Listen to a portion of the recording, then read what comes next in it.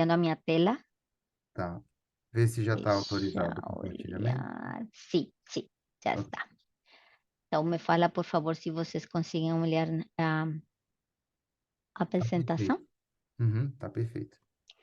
Então, muito obrigada. De novo, muito prazer. Eu, sim, como falava Thiago, sou Olga, a Olga Guzmán.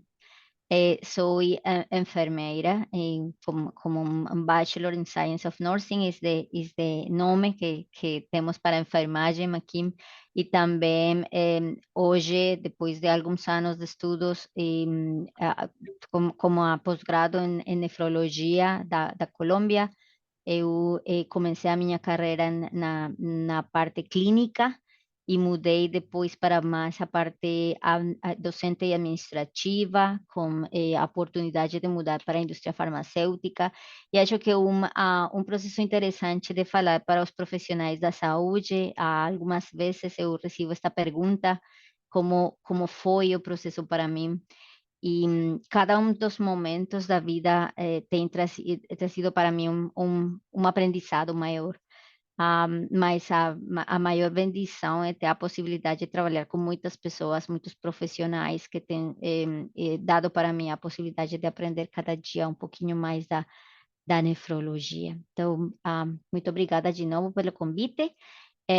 Eu vou começar, claro, falando que a ideia hoje é apresentar para vocês o que foi a minha transição da área assistencial para a área relacionada com a indústria.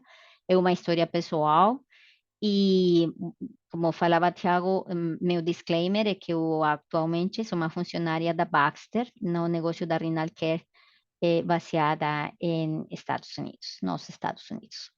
Então, como falei antes, a ideia é para hoje olhar um pouquinho da história pessoal. E quando eu planejava como fazer esta conversa hoje, pensei a melhor maneira poderia ser contar um pouquinho do que aconteceu em cada um desses momentos da indústria. Então, tudo começa comigo na parte profissional e assistencial, como enfermagem. Depois eu mudei para a parte da indústria farmacêutica e algumas coisas mais nesses detalhes de marketing, vendas e também nos desafios em diferentes mercados do mundo. Então, vamos a começar como o primeiro deles, que um pouco que aconteceu. E na parte assistencial eu achava, ok, tenho algumas histórias que eu realmente sempre falo, quando tenho a oportunidade de falar da minha história na parte assistencial, mas vou falar um pouquinho de cada uma delas, mas vou escolher uma história que eu acho que foi a mais importante para mim, para mudar para a parte farmacêutica. Então, tudo começou quando eu, na Colômbia, tive a oportunidade de trabalhar com este doutor Patarroyo em o desenvolvimento da vacina da malária. Esta foi uma muito interessante experiência em estudos clínicos, como o doutor que desenvolveu esta vacina, ele desenvolveu muita coisa no processo, nas técnicas que eu tive que apoiar, trabalhar com ele. Realmente isso me levou a desenvolver também um gosto maior por o tema dos estudos clínicos, de acompanhar as experiências profissionais, graças a essa própria experiência pessoal. Mas também uma outra que foi de muito impacto para mim foi a parte da CRRT. Eu tive que fazer algumas coisas em CRRT pediátrica, não somente pediátrica, mas a que mais impactou para mim foi a pediátrica, porque ao mesmo tempo que eu estava fazendo a instalação de equipes em CRRT nas UTIs, eu também tinha que ser treinadora de colegas na UTI e gerenciar as expectativas das famílias em relação a seus bebês na UTI. Hoje entendo o valor da tecnologia, sim, para a clínica profissional em UTI, mas também a importância, o impacto que tantas tecnologias e lidar com tantas tecnologias na UTI tem ao mesmo tempo para todos estes profissionais. Então, isto também me deu um pouco mais de interesse pela parte dos devices, da tecnologia. Um outro paciente que teve muito impacto nas minhas decisões foi Henry, um paciente que eu lembro de uma cidade do Amazonas, de Urito, em Putumayo. na selva amazônica. Ele ficou curado sem diálise, o que ele falava quando vinha e falava, eu não preciso desta diálise. E eu pensava nesse momento quão valioso é realmente entender as culturas e se conectar com as pessoas quando elas recebem essas notícias que falham em seus órgãos vitais. E acho que esta pessoa marcou para mim a importância de realmente compreender as diferenças culturais que temos e a importância da conexão com as outras pessoas. Também fui abençoada por fazer parte da história de Juan Carlos, meu paciente que foi chamado uma noite, terminando seu tratamento de hemodiálise, enquanto eu esperava que ele se recuperasse para que pudéssemos ir para casa, para cada para sua casa. Ter tido a oportunidade de passar pela sua cirurgia de transplante, acompanhar tudo o seu pós-operatório precoce e tardio, e continuar ao lado da sua família em seus momentos dolorosos da não recuperação, foi um grande aprendizado dos desafios que enfrentam, apesar da grande esperança, os pacientes e também os profissionais que têm esta opção de tratamento. Então, todas estas coisas acontecendo ao mesmo tempo, levaram para mim a pensar como fazer mais impacto para mais pacientes. E ao final, acho que a história que eu lembro mais de mais impacto para a minha decisão foi a história de Fausto. Fausto é a história que mais marcou e que mais me lembrou, mais, que eu escolhi para contar para vocês hoje. Ele tinha me pedido acompanhar todas as noites para conectar o tratamento da diálise peritoneal automatizada na sua casa. Ele era o primeiro paciente da Colômbia com diálise peritoneal automatizada. Eu tinha sido uma das 3 primeiras enfermeiras em ser treinadas nesta tecnologia na terapia no país. Ele tinha puxado muito a Baxter para trazer a tecnologia no país, mas assim ele não ficava tranquilo fazendo sozinho o tratamento na sua casa. Lembro como se fora hoje, lembro-me hoje dessas suas ligações à 1 da manhã, 2 horas da manhã, quando ele me pedia para voltar para casa, porque o home choice estava apitando e ele não se sentia à vontade para tomar essas decisões. Eu era a enfermeira dele, eu tinha que pegar um táxi, voltar para a casa dele, corrigir um alarme ou fazer um ajuste nos parâmetros do tratamento. E hoje eu sei que, graças a ele, hoje eu me considero o Sherson daquela época, quando não tínhamos mais opções. Então, todas essas experiências de apoio na tecnologia, quando uma pessoa me convidou para fazer parte da indústria, eu decidi aceitar, porque realmente entendi que havia possibilidades para mim para conhecer um pouco mais do que estava acontecendo com todas essas tecnologias e fora uma coisa que para mim foi muito interessante. Mas, além disso, eu vou explicar um pouquinho mais o que aconteceu no passo do tempo nesta carreira da indústria. Essas experiências de apoio a diferentes profissionais de nefrologia, minhas experiências pessoais com os pacientes, com as tecnologias, com as famílias, com a necessidade de aprender mais sobre tudo isso e a total ausência dessa especialidade em meu currículo de formação, que realmente foi um problema para mim. Eu não tive a possibilidade de praticar nem de aprender nada de nefrologia e urologia na formação de enfermagem. Essas coisas foram as que fizeram para mim a proposta de ir nesse momento para estudar um pouquinho mais e fazer o pós-grado de enfermagem e nefrologia na Colômbia e assim mesmo voltar como uma docente de HD e de DPA em Colômbia também no pós-grado de nefrologia, por todas essas coisas que eu tive que enfrentar sem muito conhecimento da base do pós-grado. Após essas experiências interessantes e desafiadoras, muitas outras que não trouxe para vocês hoje, eu aceitei a oferta para começar a trabalhar no setor farmacêutico. Eu tive a oportunidade de trabalhar com essas 2 grandes empresas globais, General Electric e a GE e a Baxter, tanto na esfera local, na Colômbia, desse meu país natal, mas na esfera regional da América do Sul e da América Latina, e também na esfera global, em que trabalho hoje especificamente na Baxter, mas também tive a experiência um pouco global com a AGE. Quando estava trabalhando na área clínica, eu via falar muito sobre a indústria farmacêutica. Realmente não sabia sobre a realidade até quando comecei a trabalhar nessas companhias. Fazer parte das discussões e abordagens rigorosos que são realizados nas áreas de pesquisa e desenvolvimento, também como nas áreas de qualidade e suporte da pesquisa clínica, foi uma das coisas que mais aprendi, que acontecem nestes ambientes. Conhecer também os desafios que estas empresas multinacionais enfrentam com as normas regulatórias e sanitárias de cada país do mundo e também como a decisão deve levar em conta o alinhamento regulatório completo a nível global foi outra dessas coisas que encontrei muito desafiadoras começando neste processo. E, por fim, o que mais valorizo em ter trabalhado com essas empresas é também o maior desafio para elas, que é enfrentar realmente a corrupção e a burocracia em tantos países ao redor do mundo. Manter as políticas claras, treinar tantos funcionários em todo o mundo implica esforços altamente concentrados e alinhamento permanente em todos os níveis.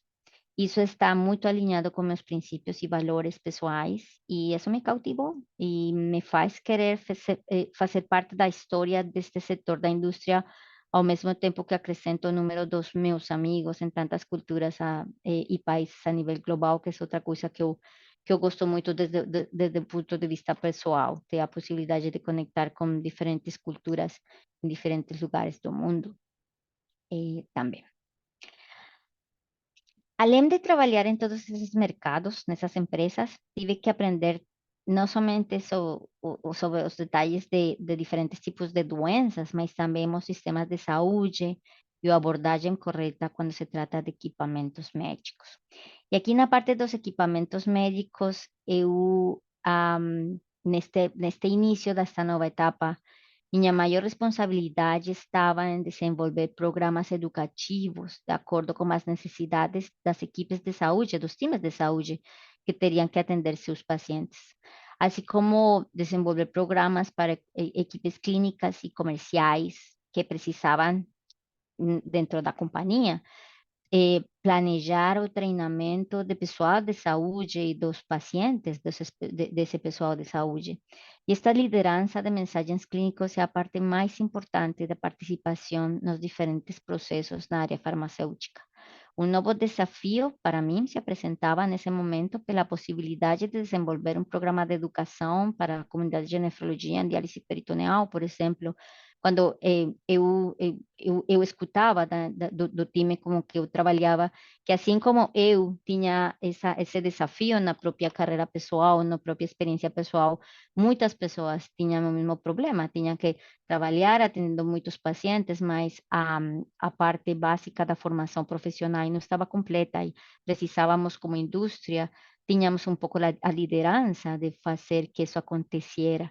Então, por isso também esta foi uma experiência interessante para mim, desde o ponto de vista personal.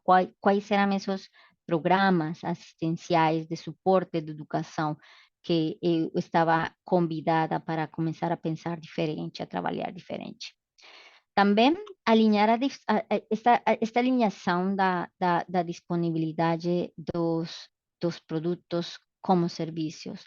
A indústria precisa dos profissionais da saúde também fazendo parte das conversas internas, como parte do processo de conhecimento das necessidades dos profissionais da saúde nos distintos mercados. Meu próprio desafio estava em participar dessas conversas, dessas necessidades dos pacientes, dos times médicos e administrativos na nefrologia, mas também trazer para a mesa, onde nós estávamos trabalhando com todas estas outras funções, os detalhes específicos que eu conhecia ou precisava conhecer melhor dos colegas dessas muitas outras geografias que estão sempre aguardando por uma boa solução que a indústria farmacêutica traz, está planejando para eles.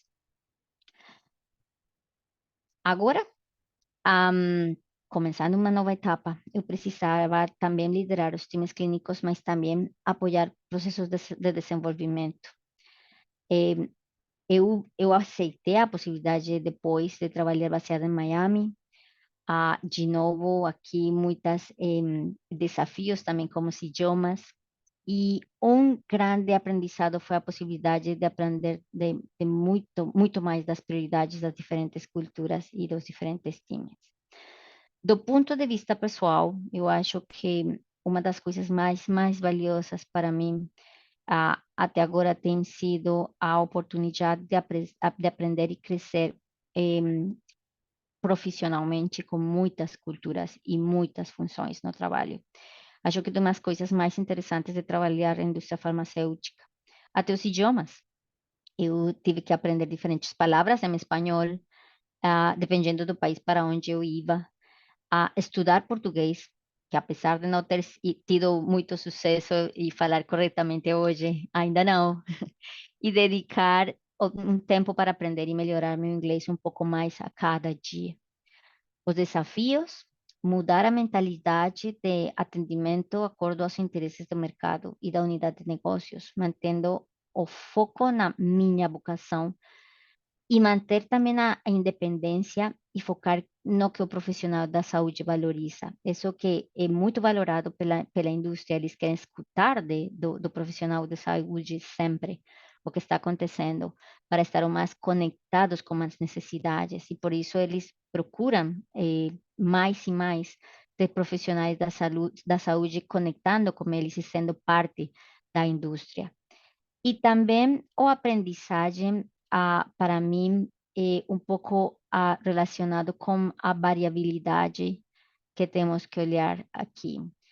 Navegar na globalização da saúde é o maior desafio para os sistemas de saúde e encontrar o equilíbrio certo entre a tecnologia e o orçamento disponível é uma coisa que alguma vez escutei no ministro de Saúde da Colômbia. É uma coisa que todos os atores do setor temos que trabalhar juntos para ter possibilidade de ter acesso às coisas que estão sendo desenvolvidas e também como correto equilíbrio de encontrar o valor que se precisa para apoiar as necessidades dos diferentes setores. O profissional de saúde vê se cada vez mais obrigado a incluir na variável valor no rol dos elementos para a tomada das decisões e encontrar o equilíbrio certo tem sido um desafio também.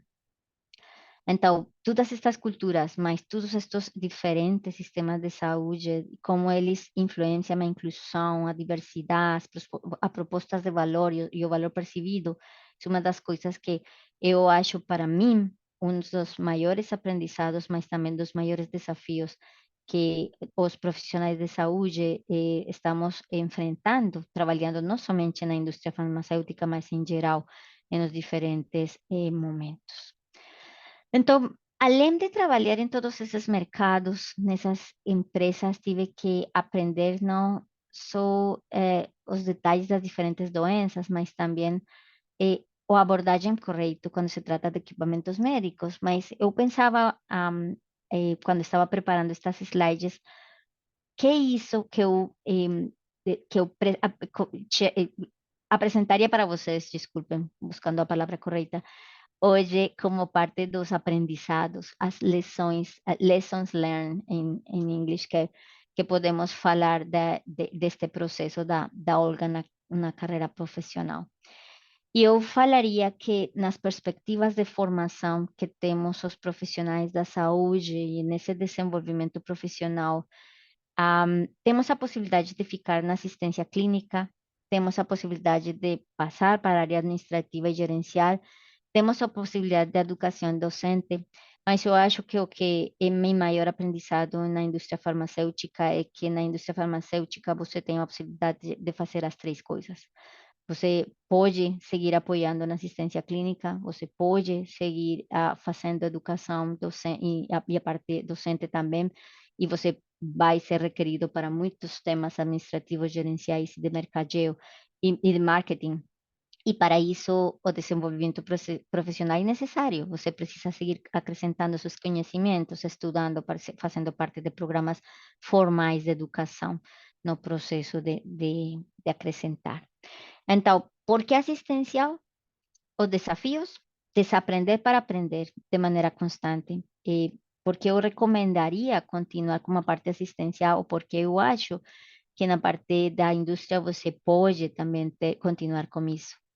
Cuidar do paciente de maneira direita te dá autonomia, te traz um estresse de maneira direita, mas quando você consegue falar com as pessoas que estão fazendo isso em diferentes lugares e tomar as informações de tudo o que está acontecendo pelas pessoas que estão fazendo a parte assistencial, você consegue ter mais background, falaria eu, nesse conhecimento do que está acontecendo no mundo na parte assistencial.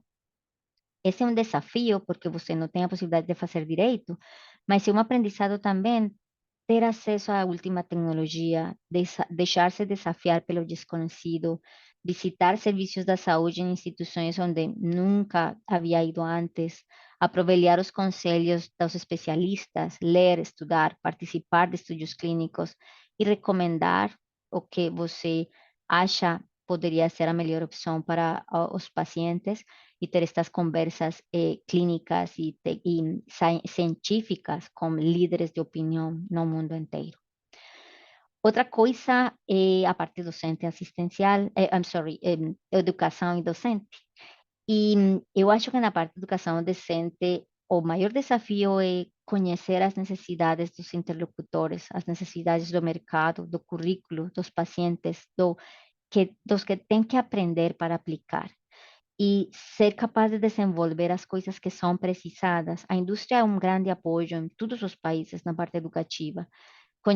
Ter a possibilidade, a certeza de desenvolver programas que sejam os que são precisados no mercado, pelos clínicos, pelos pacientes, é um grande desafio. Mas um grande aprendizado também é que a nefrologia e a urologia no meio acadêmico é muito interessante, estamos acrescentando muito, mas também como treinador e treinamento nos locais de trabalho das funções da indústria, você é reconhecido nessa parte também, e muitas universidades convidam os especialistas da indústria farmacêutica para apoiar esses processos de formação dos profissionais atuais. Então, você consegue continuar nessa parte docente se você quiser trabalhar na indústria. Formar equipes internas da empresa onde eu trabalho também é parte da educação docente, mas também aprender com as plataformas de educação em linha, formação de profissionais da saúde, a formar-me nos próprios interesses, fazer parte dessas conversas educativas, são aprendizados maravilhosos que eu gostaria de destacar. Agora, por que também administrativo e gerencial? Os desafios são muito grandes. O mundo muda. Eu falava antes que o sistema de saúde muda muito rápido também. A mentalidade de profissional de saúde, de acordo com os interesses do mercado, não é mais uma conversa somente da unidade de negócio da indústria, realmente está relacionado com a vocação de serviço, como que nós queremos que aconteça no mundo. Nós, como profissionais da saúde, queremos que os pacientes tenham o melhor tratamento, que os pacientes e que os profissionais da saúde também tenham as melhores opções para eles. Então, é um desafio conectar todas estas coisas, como fazer as conversas corretas com os pagadores, com os fazedores das políticas, com os ministérios da saúde, como as áreas de docência também, para que o que identificamos na indústria quando vamos a diferentes países seja tido em conta pelas diferentes áreas, stakeholders que precisam conhecer as coisas que a indústria muitas vezes olha nos processos que fazemos nos diferentes países. O aprendizado, o maior aprendizagem para mim, o profissional da saúde, deve ser cada vez mais obrigado a incluir a variável valor, o que falei antes, no rol dos elementos para a tomada de decisão. e esse equilíbrio é uma coisa complexa. Então, temos que aprender a encontrar quais são essas coisas que são de mais valor para os sistemas de saúde e trabalhar como indústria para que esse valor seja desenvolvido nas nossas companhias e puxar para que isso aconteça nas companhias nas que nós estamos trabalhando, as que a gente está apoiando como profissionais da saúde. Também eu encontrei uma coisa que eu acho que é muito importante nos profissionais da saúde. A parte gerencial administrativa e até marketing é não mais uma coisa da indústria em healthcare, na saúde. Eu olhava que esse tema que antes era muito mais focado na parte da indústria farmacêutica, hoje é um tema geral. Eu olhava que 1 bilhão de pesquisas da saúde são feitas em Google cada um dos dias. 71% das pessoas usam avaliações online como primeiro passo para encontrar um médico. Primeiro eles vão e olham como está a parte das qualificações do doutor, primeiro antes que ir a procurar uma cita como doutor, um appointment. As informações de saúde são pesquisadas na internet 10 vezes mais do que as informações exigidas pelos médicos de seus pacientes. Então, provavelmente vocês já olharam isso, mas os pacientes já não são mais novos nos temas. Eles já chegam com informações depois que eles estão encontrando tudo em linha. E também eu olhava que o emprego dos gerentes da saúde estaria crescendo até pelo 28% nos próximos 10 anos. O que significa que este tema de gerentes da saúde com perfiles de saúde, isto implica que muitos de nós vamos ter que continuar trabalhando nestes temas administrativos para apoiar todos os desafios que os sistemas de saúde estão trazendo para nós cada um dos dias. Então, como tudo se conecta na minha função como a indústria farmacêutica, para mim hoje o tema tudo é valor. A saúde baseada em valor é o propósito fundamental quando se fala nos cuidados de saúde, sendo esse o único objetivo que une interesses de todos. Esta é uma frase que encontrei deste doutor do Brasil, e acho que sumariza muito bem o que eu pensava do mensagem mais importante de como a prática clínica apoia o desenvolvimento da indústria farmacêutica e como a indústria farmacêutica apoia o desenvolvimento do profissional da saúde. E eu gostaria de fechar com um dos mais importantes aprendizados que eu tenho na minha própria carreira profissional.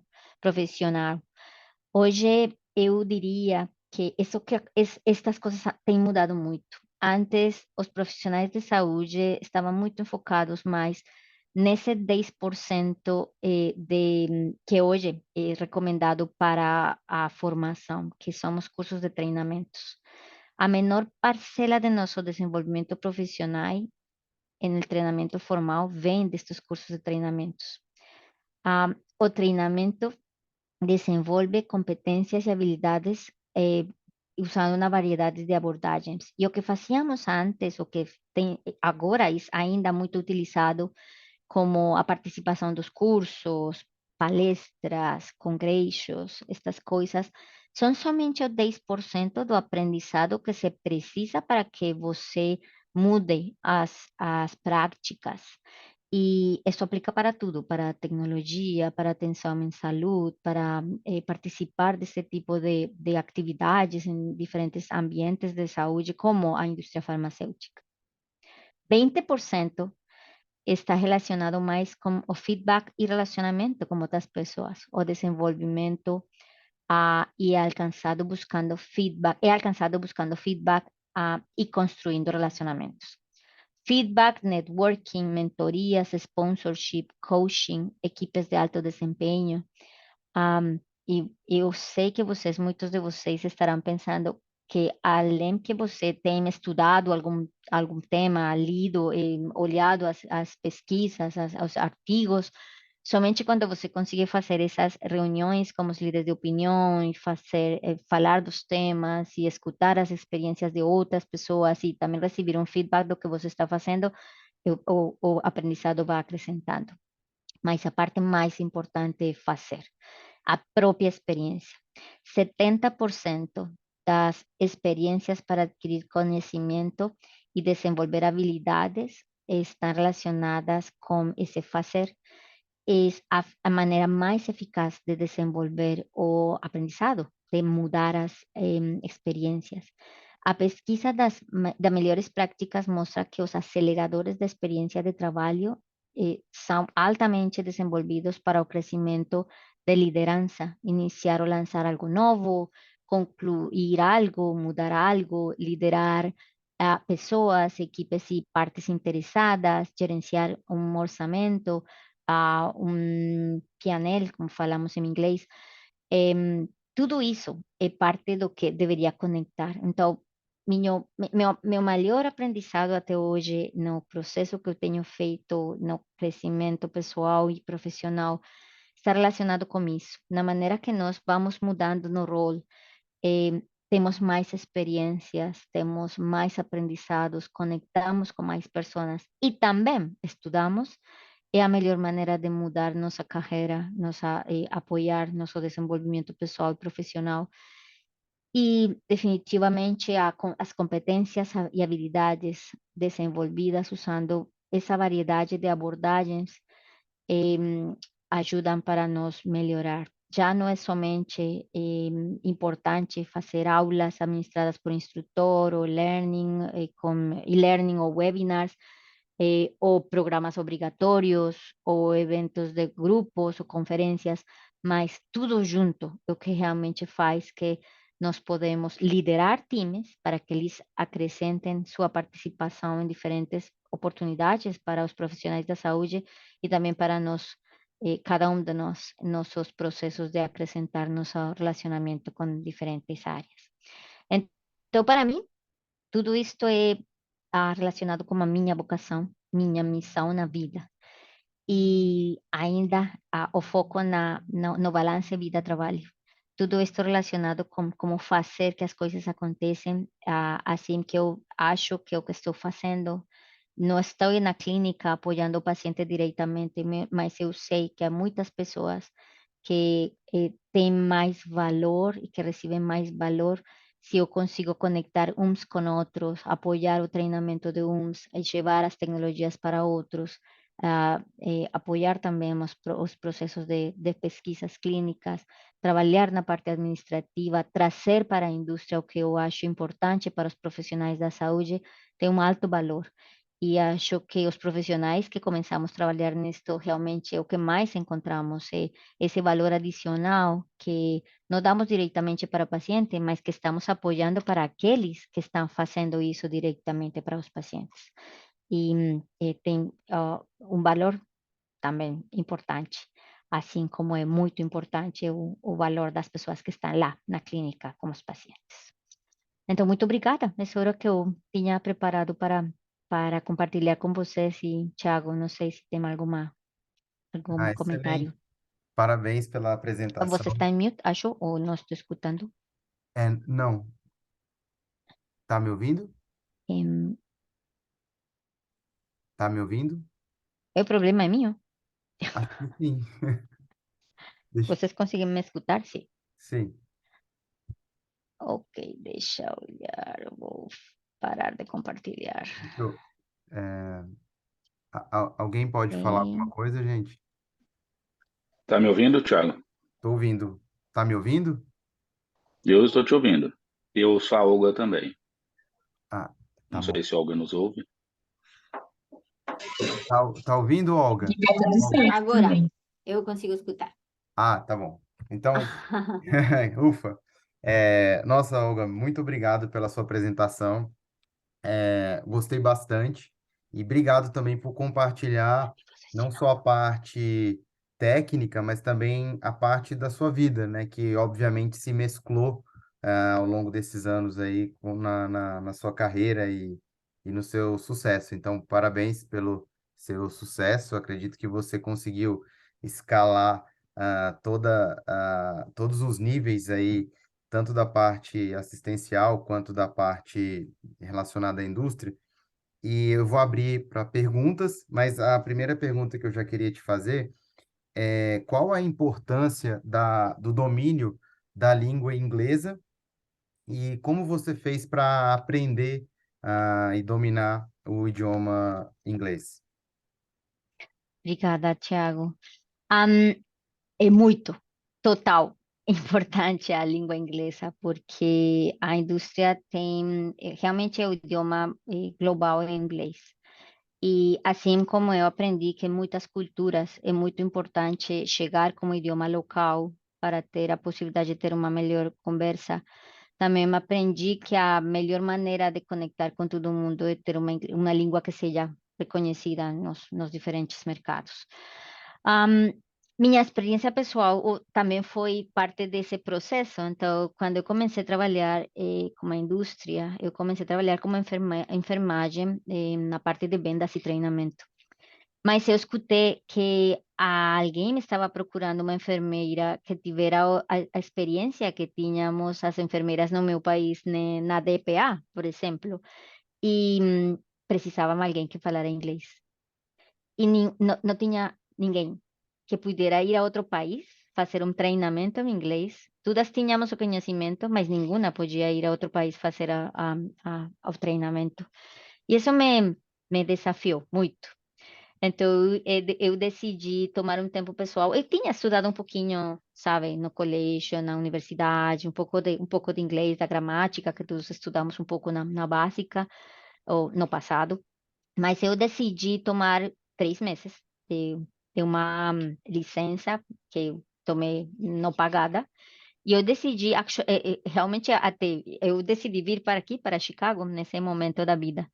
Eu paguei um plano, eu decidi morar com uma família americana durante uns meses, mudar para um lugar a estudar em inglês, trabalhar em inglês, fazia práticas de voluntariado e também me estudava e tinha os professores que faziam para mim, me fez um pouquinho de práticas com a Clinic Foundation of Illinois também. Então, eu fiz muitas coisas em 3 meses para acrescentar, acrescentar.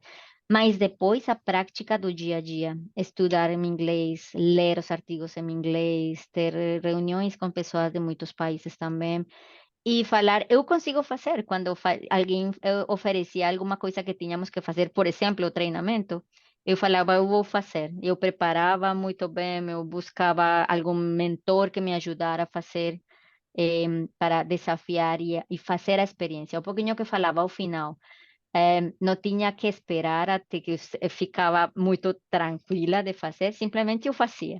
E se eles falavam que alguma coisa não estava muito clara, ou que fora, alguém nos apoiaria, mas tomar a experiência. Então, eu também me acrescentei um pouquinho estudando em inglês, fazendo o master em inglês em uma universidade dos Estados Unidos.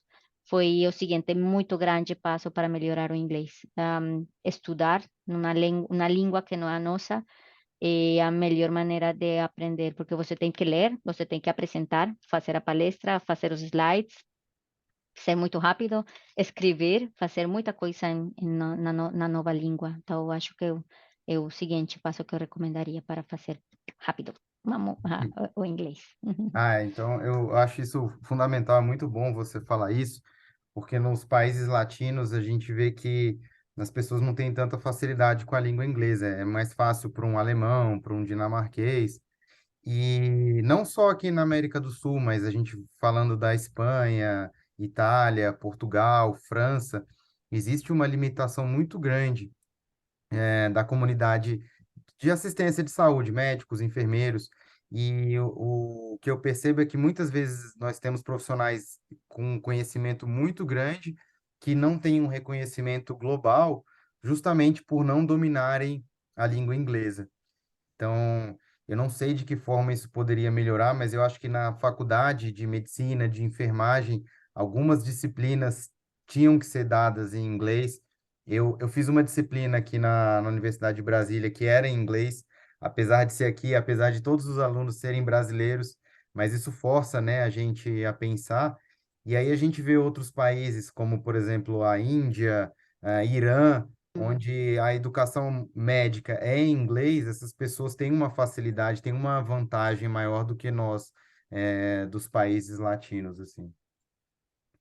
Muito bom. Así es. O Fabrício está com a mão levantada. O Fabrício, Olga, ele é um nefrologista aqui de Brasília, um nefrointensivista, mas um nefrologista geral também. E ele sempre tem boas perguntas, perguntas difíceis, bons insights. Então, deixa eu dar a palavra ao Fabrício.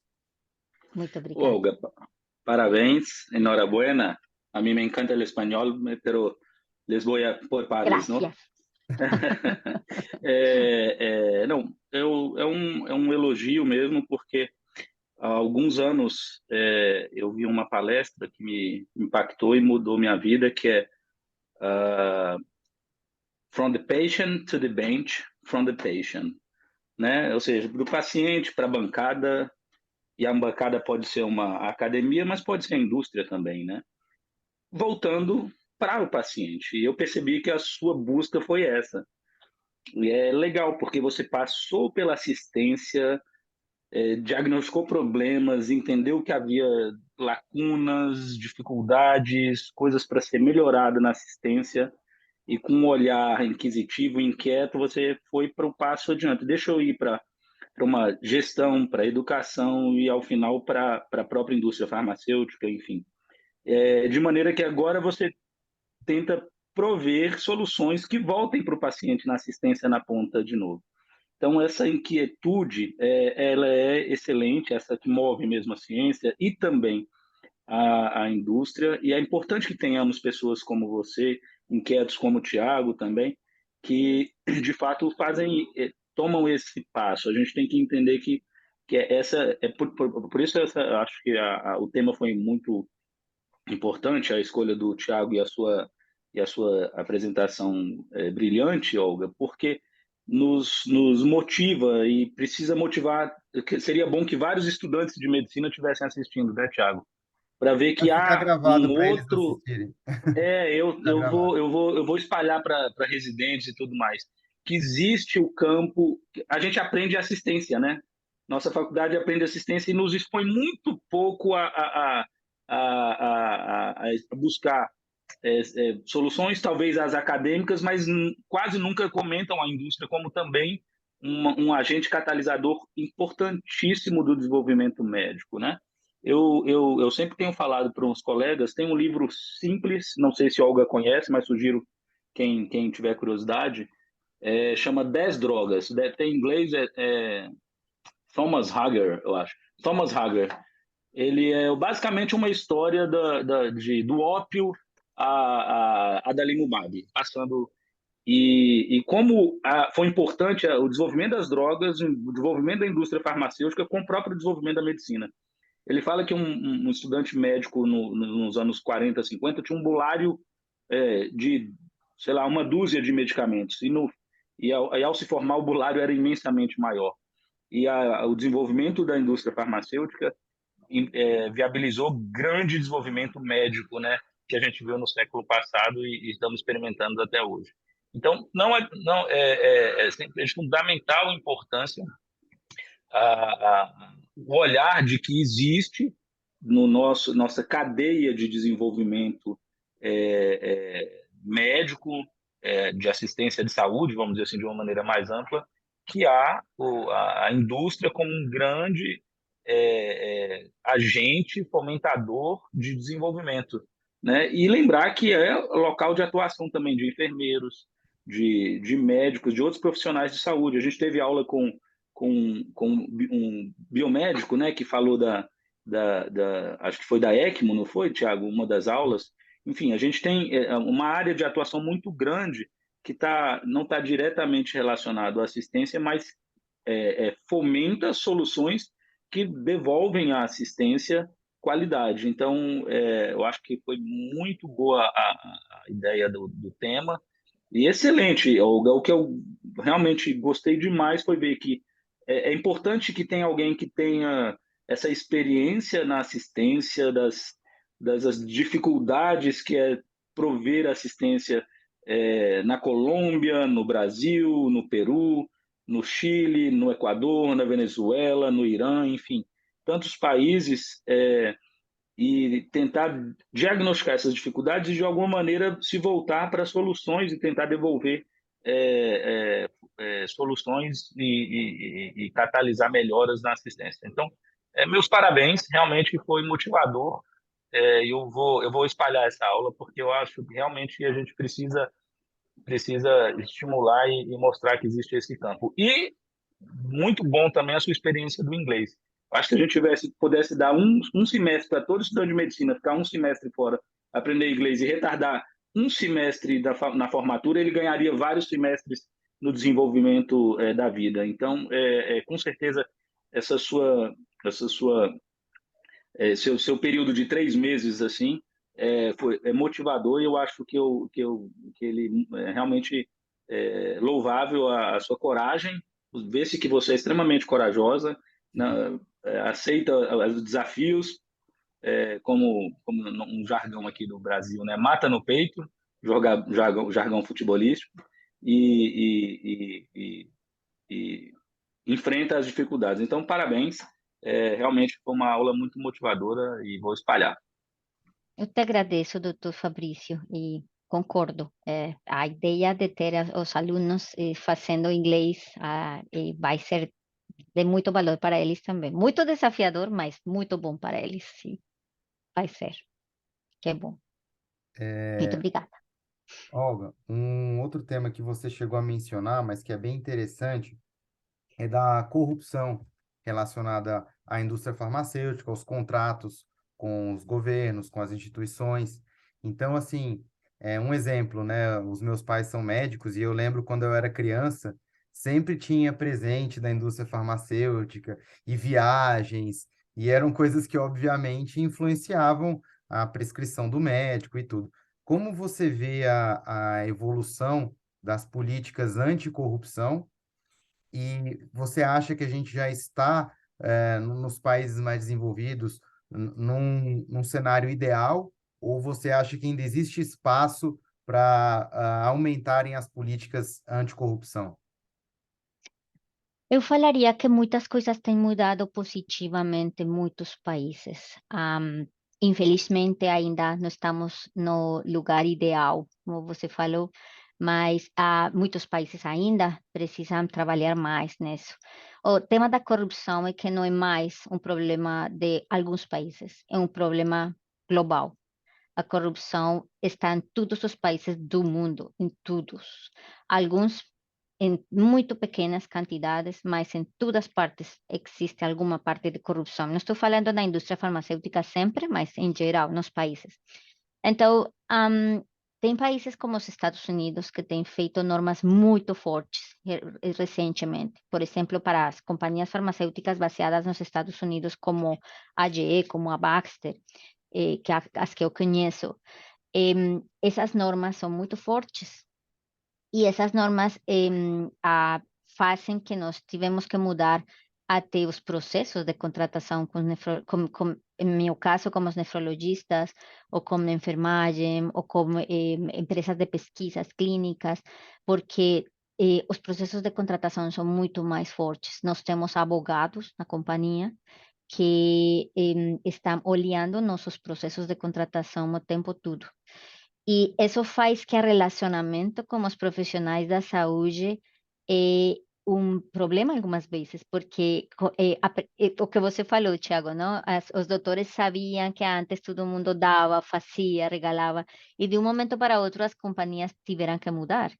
E não é um tema de as companhias não querem fazer, é que as normas da anticorrupção agora são muito mais fortes para a indústria farmacêutica, em alguns países.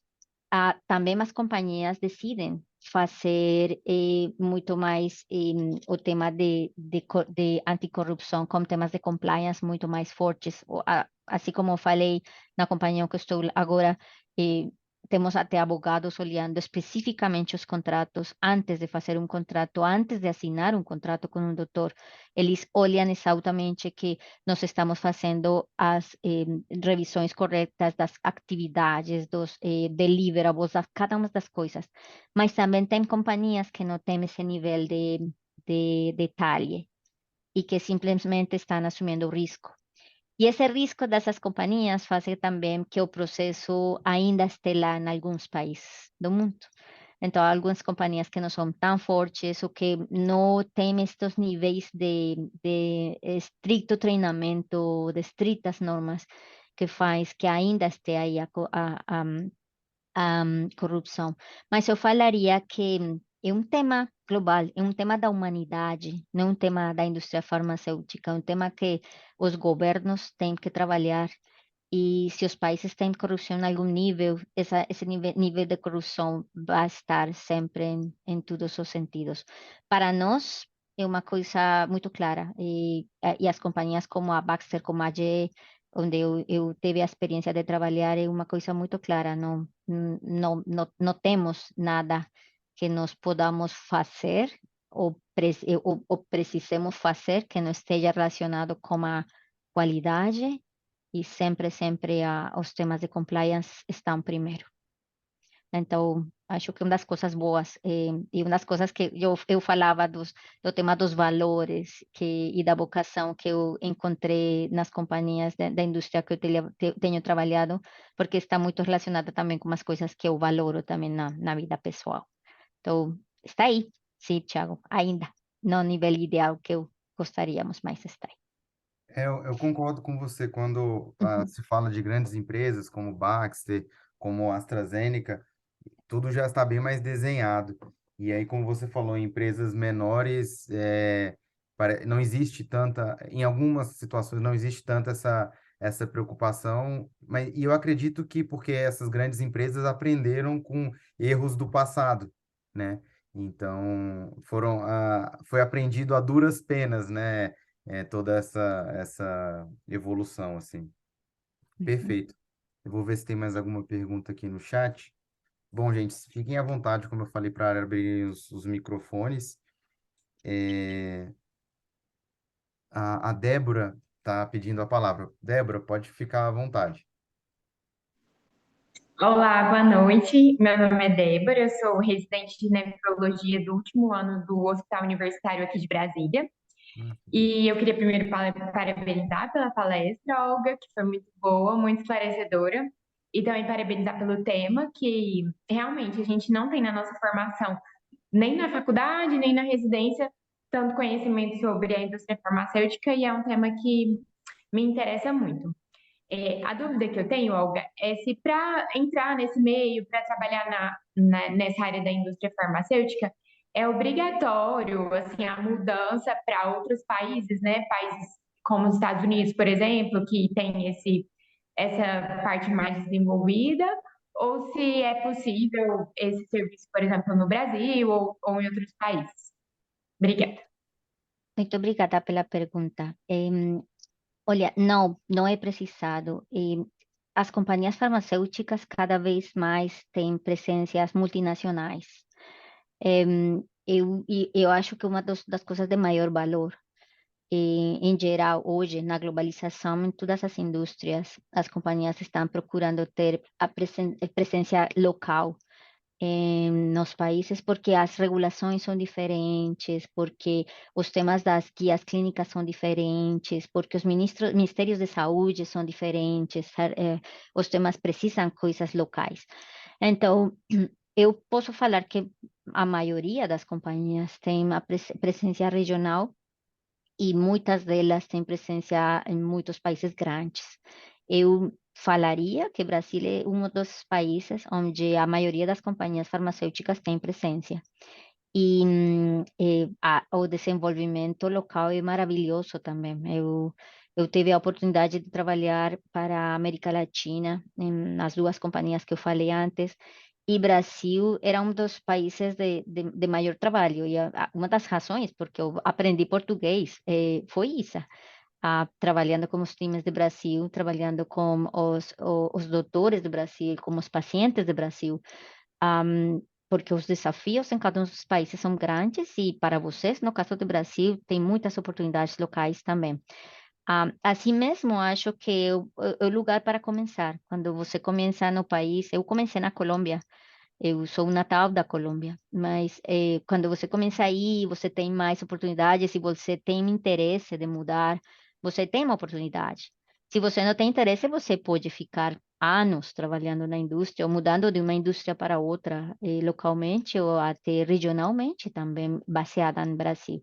E também tem algumas companhias hoje, depois da pandemia, que já estão tendo roles globais no mundo inteiro, que já não estão pedindo para os profissionais mudar, porque aprendimos, a humanidade aprendeu que não é precisado estar num building, num mesmo escritório, para trabalhar juntos e ser muito efetivo. Então, isso está acontecendo agora também.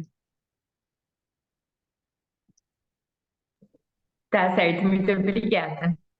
Débora, Muito obrigada. obrigado pela sua pergunta. Eu fico muito feliz quando eu vejo os residentes participando, então até peço para você sempre divulgar com os colegas residentes as reuniões.